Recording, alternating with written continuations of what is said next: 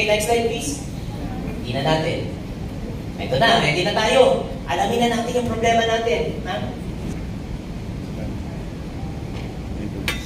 Tadhana. Ibig sabihin, pagod na. Mahal na sa may-ari.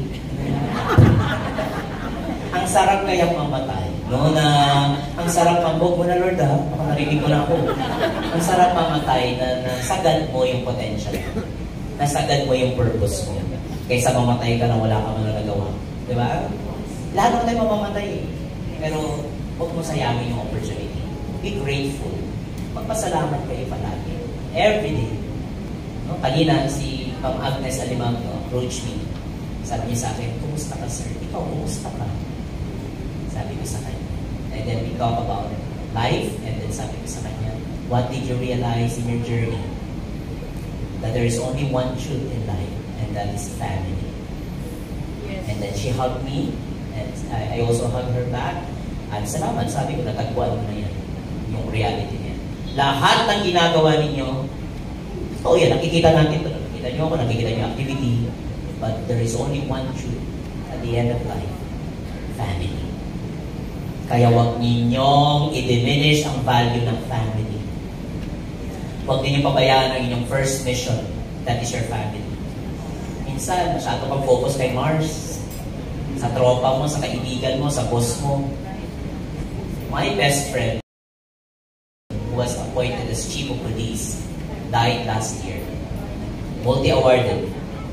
Namatay. Nahirapan ako kasi ako nag-organize lahat. Kulang na kulang ang spasyo dahil araw-araw, libo-libo ang nagpupunta. And they want me to extend the wake to 1 week. Sabi ko hanggang 5 days lang. Kasi marami rin akong gagawin sa buhay ko. So I had to cancel other organizations that who wants to pay tribute to him. Yan dami ano. Ito sa amin, Noong November 1, nandun ako, mag-isa lang ako. Nakita nyo? O sabi ko sa kanya, ano, pare, sabi ko sa iyo pamilyang totoo, ikaw masyado pa nagmahal sa mga tao. Pero kakalimutan ka nila after 1 year. Magandaan niya na. Tapos kinalampag ko pa yung mga kapatid. Nasaan kayo? Hindi naman ako kapatid. Ay, kuya, may GC ako. Kaya ang importante lang talaga yung pamilya. Kahit nag-aaway kayo ng asawa mo, ng anak mo, nagkakasagutan kayo, sila talaga ang totoo. Kahit anong away yan, anong sigalon, ano man yung challenges na naranasan ninyo, at the end of the day, sila lang din ang dadamay sa inyo. Sila lang din ang dadalaw sa inyo. Tama? Kwan yan ha? Tandaan niyo sinabi ko, yan lang ang tunay at wagas. Okay? The rest, wala. Kaya, ubusin ang resources para sa pamilya. Mahalin mo yung mga talaga magmamahal sa'yo until the end of night. Ang former boss ko, si Senator Guillermo Defensor Santiago, namatay. One of the 100 most powerful women in the world. Iron Lady of Asia, Dragon Lady of Asia. Ang taas ng tingin ko talaga, towering. No? She's my model for good governance. Died. Forgotten. Nakita nyo?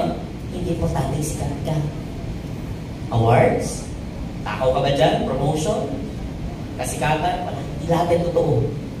Temporary lang yan. Ang totoo yung pamilya mo.